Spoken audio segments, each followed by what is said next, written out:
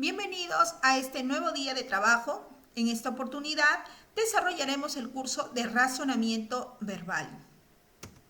¿Cuál es el tema para la clase de hoy? Ordenamiento de textos. ¿En qué consistirán este tipo de ejercicios? Lo vamos a descubrir a continuación. El ordenamiento de textos es una técnica muy utilizada que consiste en ordenar, organizar un texto a partir de un conjunto de oraciones enumeradas, pero que están dispersas de tal manera que no muestran una coherencia y, lógicamente, no se va a poder comprender el mensaje. Entonces, ¿qué es lo que tenemos que hacer? Nosotros tenemos que organizar coherentemente la información proporcionada de tal manera que nuestro lector o receptor pueda comprender con facilidad el mensaje. Aquí es muy importante destacar pues que el estudiante debe tener en cuenta las capacidades de análisis, síntesis y deducción. Esto básico para poder organizar adecuadamente las ideas propuestas, ¿no? Que en todo caso intencionalmente han sido desorganizadas.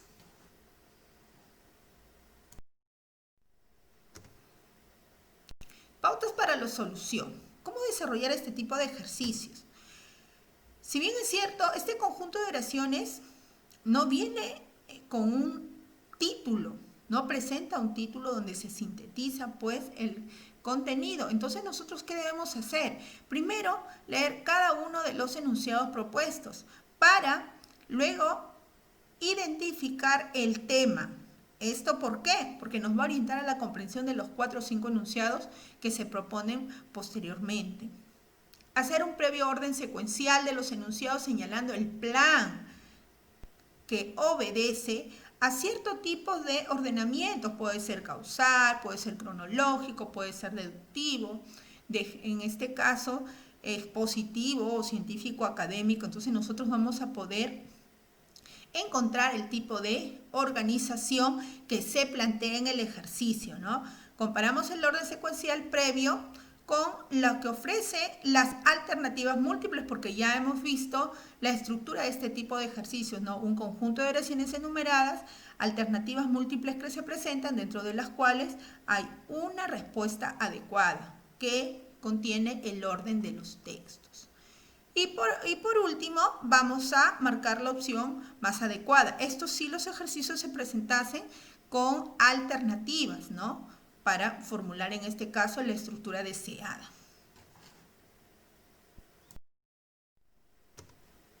Ahora, es básico conocer los tipos de ordenamiento que existen, ¿sí? Ya hemos visto, por ejemplo, el ordenamiento por superioridad. Hemos visto el cronológico, hemos visto el de proceso, y ahora vamos a ver otros tipos de ordenamiento. En este caso, por criterio de generalidad, es decir, de lo general a lo particular, ¿no? Dice, la base de este tipo de ordenamientos es la habilidad de agrupar mediante relaciones de mayor a menor generalidad. En todo caso, sería un ordenamiento deductivo.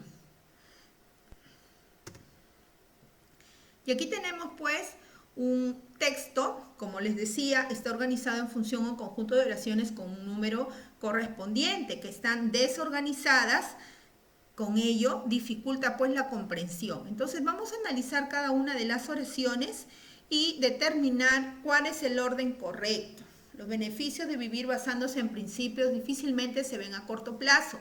Nelson Mandela estuvo 27 años en la cárcel por mantenerse firme en su principio de honestidad. Al contrario, se requiere mucha convicción y coraje para sobrellevar las dificultades que implica permanecer fieles a ellos. El discurrir de nuestra vida debe ir de la mano con el cultivo de principios. Él pudo alcanzar su libertad cambiando públicamente su posición, pero no la hizo. Entonces, ¿cuál es la idea más general? En este caso es la idea 4. Dice, el discurrir de nuestra vida debe ir de la mano con el cultivo de principios, ¿no? Estos van a ser beneficiosos para poder vivir adecuadamente. Ahora, contrario, se requiere mucha convicción y coraje para sobrellevar las dificultades que implica ser fieles a ellos. Y por último, nos muestra un ejemplo referido al señor Nelson Mandela. ¿Qué le pasó? Estuvo 27 años por mantenerse firme al principio de la honestidad. Pudo cambiar su parecer para quedar en libertad, pero no lo hizo. ¿Por qué? Porque era firme en sus convicciones, ¿no? Ese es el beneficio, pues, de vivir basándose en los principios. Entonces estamos viendo, pues, de manera general, la importancia de los principios y de ahí destacar en función a un referente, en este caso Nelson Mandela, que sería el dato particular, ¿no? El ordenamiento teniendo en cuenta la clase, es decir, vamos a ver la jerarquía de la clasificación y nos vamos a dar cuenta en este ejercicio. Entre los mamíferos más admirados por su belleza se encuentran los elásticos felinos. El gato es un felino doméstico que ha acompañado al hombre desde la antigüedad. El grupo de los mamíferos abarca a seres muy diversos, como por ejemplo a las ballenas y a los ratones. Los animales pueden ser clasificados de acuerdo con la presencia o ausencia de estructura ósea. Los vertebrados se dividen en un conjunto de subgrupos. Entonces, estamos viendo la clasificación más general. En todo caso, sería dividirlos en animales vertebrados o invertebrados en función a la presencia o ausencia de la estructura ósea. Y nos dirigimos exactamente a los vertebrados. Dentro de los vertebrados tenemos un grupo que se llama o denomina mamíferos. Dentro de los mamíferos tenemos al grupo de los felinos. Y por último, un ejemplo de felino es el gato, un felino doméstico. Miren, vamos desde lo más general, la jerarquía más general, en este caso dividir a los animales en vertebrados e invertebrados, para llegar a un ejemplo específico referido a los felinos, ¿no? Que es el gato. Entonces, es un ordenamiento por generalidad teniendo en cuenta la clase. Ordenamiento por generalidad teniendo en cuenta el criterio espacial, es decir, la ubicación en función a las coordenadas geográficas. Vamos, dice, escritores naturalistas chilenos, origen y causas del naturalismo, principales escritores y obras naturalistas, análisis de las obras literarias naturalistas chilenas, definición del naturalismo. ¿Cuál es la idea más general? A ver, definir lo que es el naturalismo. Después, ¿cuál es su origen? No te está diciendo etimología, te está diciendo origen, ¿ya? ¿De dónde proviene? Ahora, las causas del naturalismo literario, principales escritores a nivel mundial, de ahí nos vamos en específico a Chile, ¿no? Escritores naturalistas chilenos. Y por último, análisis de estas obras literarias naturalistas chilenas. Entonces estamos yendo a un espacio general, estamos hablando en el mundo y de ahí nos vamos a ubicar específicamente en Chile. Criterio de generalidad, en este caso teniendo en cuenta las coordenadas geográficas.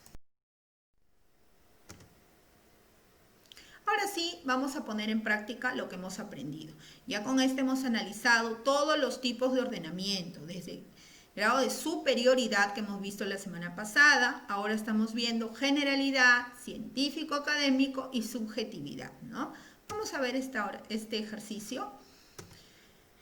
La facultad de la plasmación de mensajes escritos en la antigüedad, tinteros y canutos de caña, instrumentos utilizados por los egipcios en la técnica de la pintura, también la pintura y el grabado, técnicas egipcias para representar sus jeroglíficos, la interpretación del mundo y la exigencia de plasmar las ideas, la escritura en ladrillos, elementos típicos de Babilonia y Asiria. Comenzamos, dice, la interpretación del mundo y la exigencia de plasmar ideas de manera general, ¿no? De ahí nos vamos a ir a los tinteros y canutos de caña, son instrumentos que fueron utilizados por los egipcios en la técnica de la pintura. De ahí ya vamos, ya no solamente con instrumentos, sino esos instrumentos se van a utilizar para plasmar nuestras ideas por escrito, ¿correcto? Entonces dice la escritura en ladrillos, elementos típicos de Babilonia y Asiria. la facultad de la plasmación de mensajes escritos en la antigüedad y por último, la pintura y el grabado, técnicas para representar sus jeroglíficos. Ahí está el ejercicio. Vamos siguiente. Ya tenemos el orden correcto. Aquí dice: a los que no poseen armas ni defensas químicas, les queda el arte del camuflaje. También existen armas químicas, venenos, ácidos, sustancias de olor nauseabundo, etc. Las armas contra los depredadores son numerosas y múltiples. El insecto hoja se hace semejante a una hora. El camaleón toma el color de su soporte. Así tenemos las garras, dientes, espinas y escamas. ¿De qué estamos hablando? De las armas de defensa de los animales, ¿no? Y de manera general, pues, decimos que son múltiples. Así tenemos las garras, dientes, los más naturales. De ahí nos vamos con las armas químicas, ¿correcto? Ahora dice, a los que no tienen esa defensa química, les queda el camuflaje. Y un ejemplo es el insecto hoja y el camaleón, ¿correcto? Y por último, el buen estudiante requiere de medios idóneos para optimizar el aprendizaje. La toma de notas consiste en establecer un sistema mediante el cual se destaca algo importante. La toma de notas es un mecanismo eficaz y de gran ayuda en el proceso de aprendizaje. Esto se logra mediante el subrayado, el apunte, la nota al margen o la relación de fichas. Entonces dice, el buen estudiante requiere los medios idóneos. La toma de notas en qué consiste y por último, cómo se logra. Hasta aquí nos quedamos.